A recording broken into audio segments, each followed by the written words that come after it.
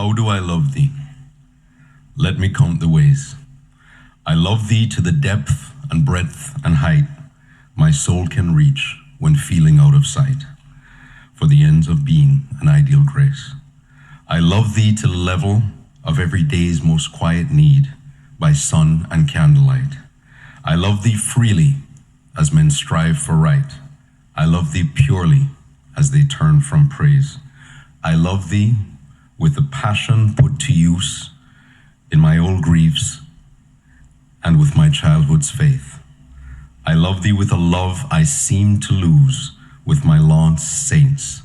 I love thee with the breath, smile, tears of all my life. And if God choose, I shall but love thee better after death.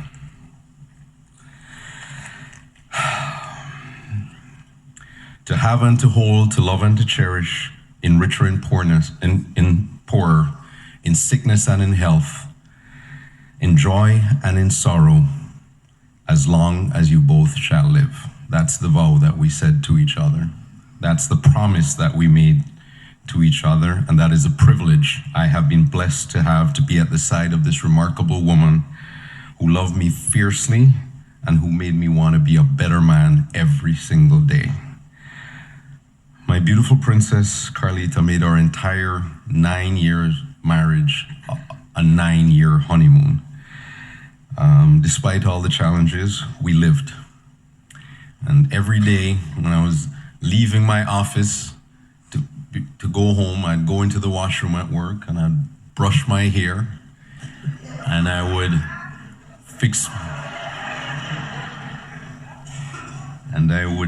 wash my face, brush my teeth, and fix my clothes before going into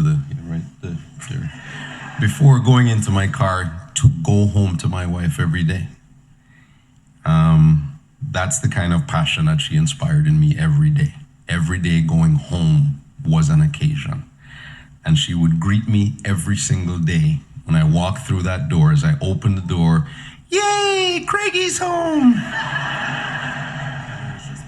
Every day. And, it'd make my heart melt. There's some hecklers behind me, so.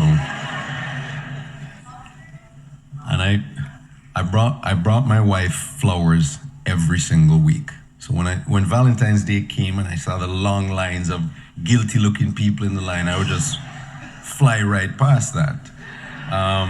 And we always talked about growing old together, and chasing each other around the retirement home, me in my wheelchair and her with her walker and sexy orthopedic stockings. And I wish everyone could experience the love and passion we had for each other. I wish everyone could have somebody look at you the way my wife looked at me every single day. Karlita was a bright flame, extinguished far too soon. But if we're being practical, we'd know that flames that bright are not meant to last and burn long. So we just want to be thankful, bask in their warmth and their light, and give thanks we were blessed to be anointed by their essence for a time. And that's what we need to do with Karla.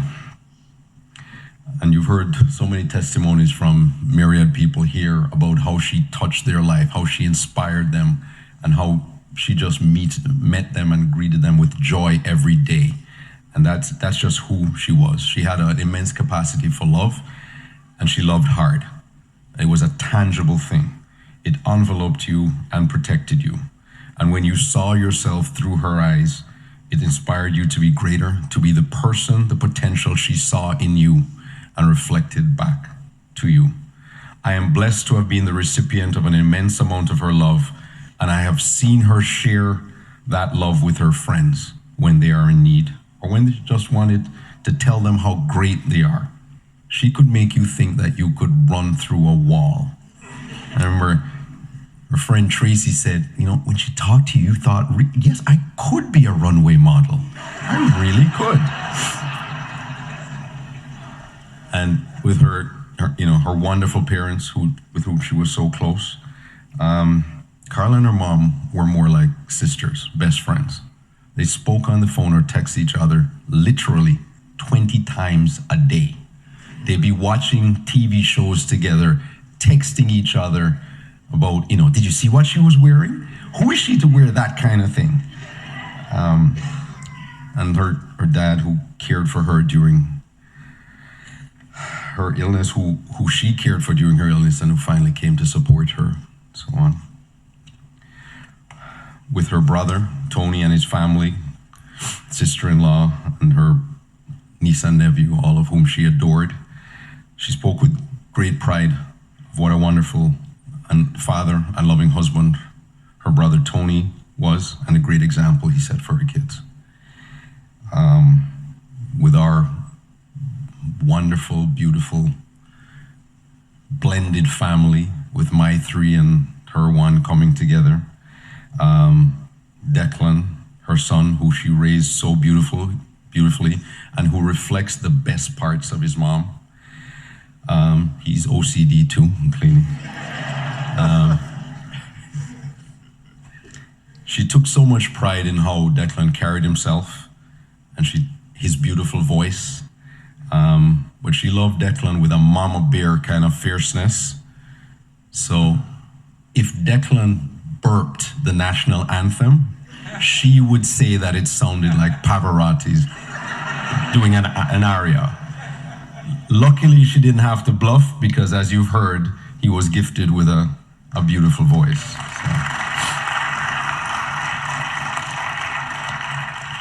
And Declan would probably try to burp the national anthem just to bug his mom. He loved to poke her. He knew the buttons to poke her and tease her. I've seen her embrace my family, my parents, my siblings, nieces, nephews, cousins, my kids, our granddaughter, how she spoke so proudly of the man our youngest, Cameron, has become, how she took pride in, in making sure his lunch was packed, ready for him to take to work.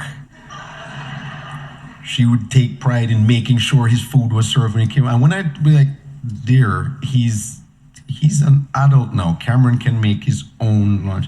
And she would just glare at me, give me that look, and go on and pack the stuff neatly away and ignore me. She spoke with pride about Brandon and how proud she was of him as he worked so hard, chasing his dream to play soccer professionally, which he did for years. Just a few months ago, she told me she had a dream that he was going to get there this year. And he has. My daughter, Shauna, Karlita we sent them as a Christmas present, to African dance class together. And they teased each other relentlessly. After class, the phone would ring, and it would be Carla calling me. Oh my God, you had to see what Shauna was wearing today. Oh my God. She had like a whole flash dance outfit with the leg warmers and everything. And then the phone would ring, I'd be on the line and say, hold on a minute. It would be Shauna. Oh my God, you had to see Carla. They were telling us to do one thing, and she was like, she knows I know what I'm doing. That's not how you dance like that. And she would do her own thing. But she spoke about how proud she was of what a great mother Shauna has become, and her eyes sparkled with joy every time she saw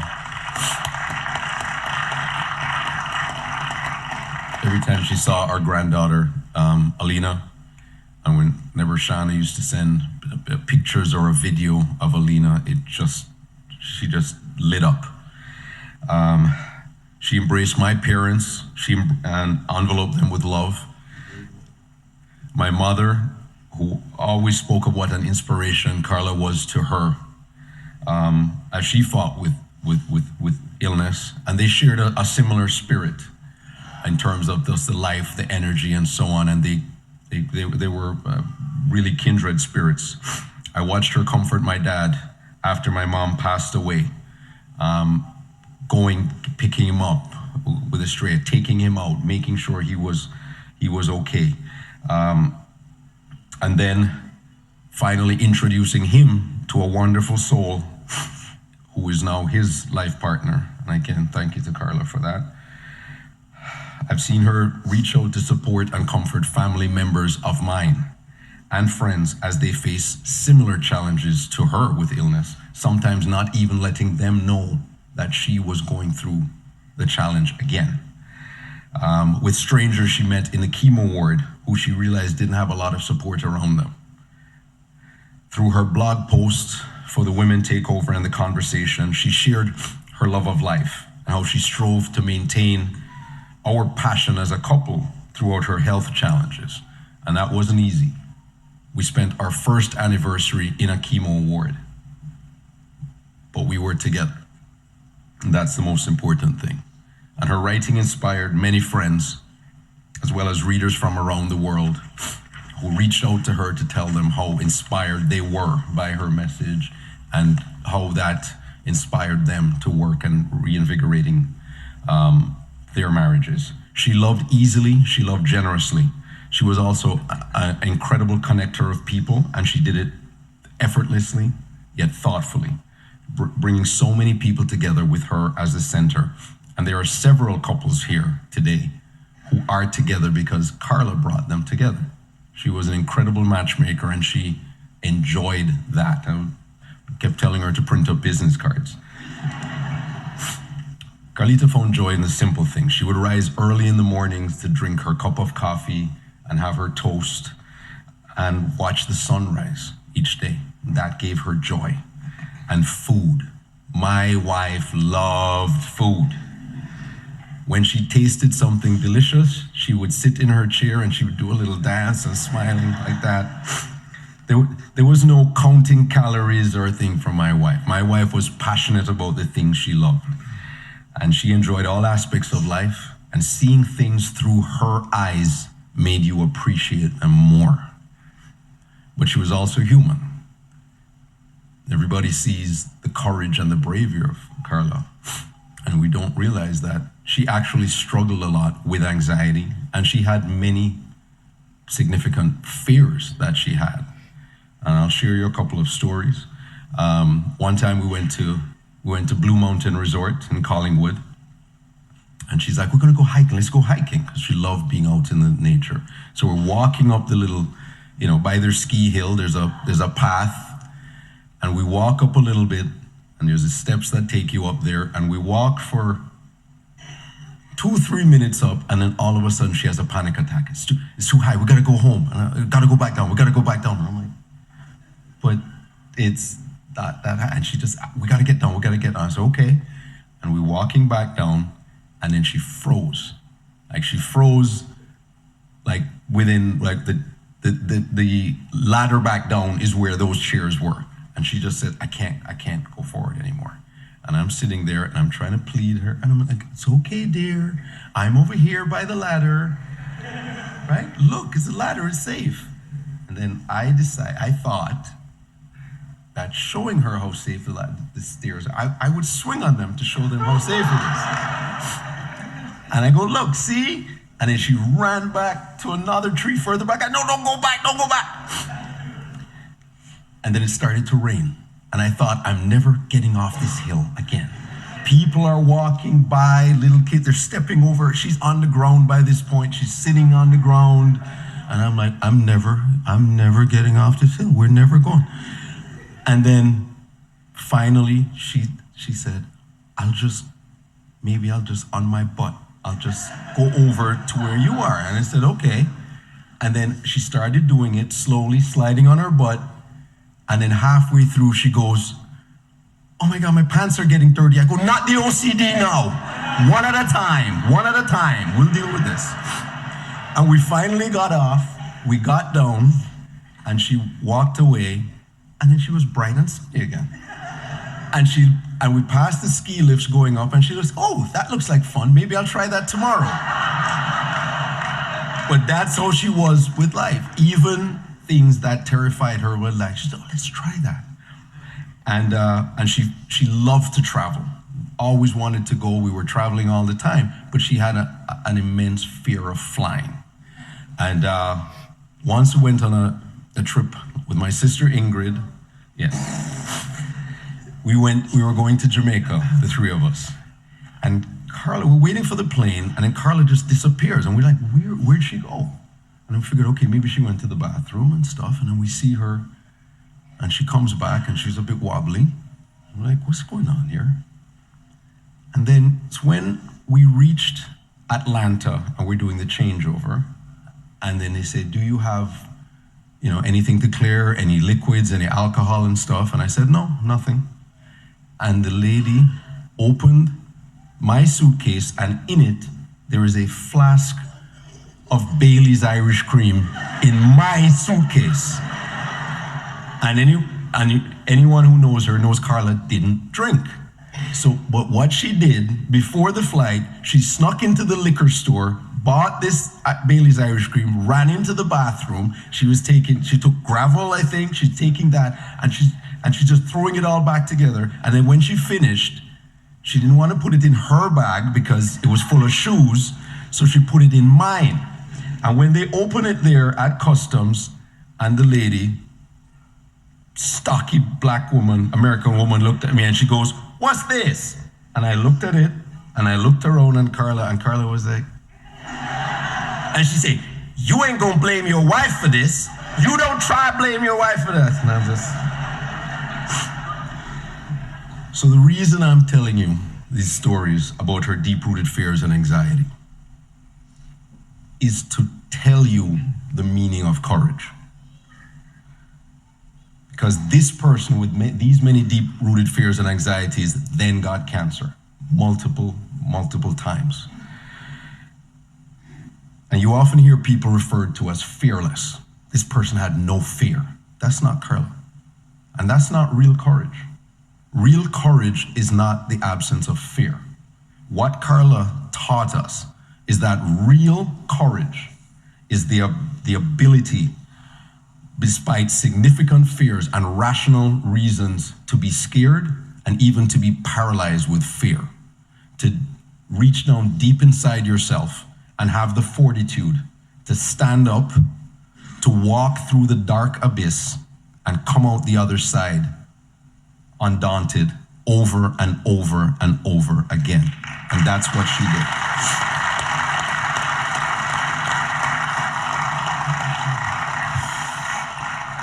And each time Karla came through one of her many battles, she transformed like a butterfly into something more beautiful. And she became increasingly grateful and insatiable for life. She wanted to savor every drop of life. And she took us all along for the ride. She gave us new perspective and new appreciation for life and for love. She never lost that positive outlook for life. She always dressed up, turned out in her distinctive style. She displayed such grace, dignity, and zest for life that the majority of people who saw her over the last several years had no idea she was even battling an illness, much less multiple times.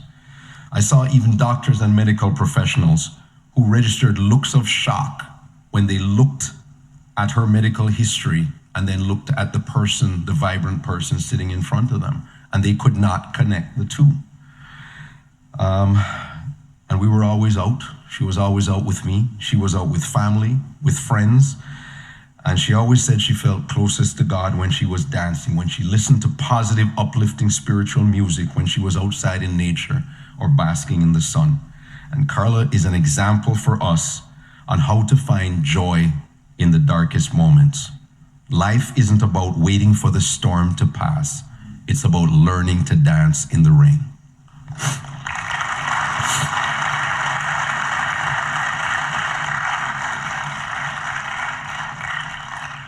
Karlita always found the rhythm of life, and she danced with wild abandon. And when she danced, it gave her life. It gave her hope, and it gave us hope for her and for ourselves. My wife danced as if she was dreaming with her feet. I'll give you two apt scriptures that give us direction on how to embrace Karla's spirit today and onwards. Ecclesiastes 3-4, a time to weep and a time to laugh, a time to mourn and a time to dance. And Psalm 30:11, you have turned for me my mourning into dancing. You have loosed my sackcloth and girded me with gladness. I've told you about Karlita's fear of flying, though she was passionate about traveling, about getting to the final destination. So as she takes her journey to her new home, I'd like to recite this prayer before a journey that was written on a card that Karla kept tucked into her wallet whenever she went on a trip. O God, who led the children of Israel safely through the Red Sea and guided the wise men by a star to the Savior, grant us, we beseech thee, safe journey and favorable weather, so that under the guidance of the holy angels, we may safely reach our destination and in due time the gate of eternal salvation. Through Christ our Lord. Amen.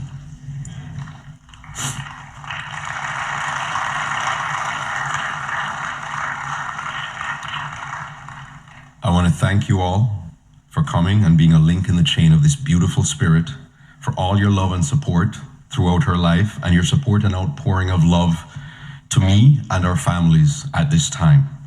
Let's keep her spirit alive by finding the positive in tough times and finding reasons to laugh, to love, and to dance, and to be loved.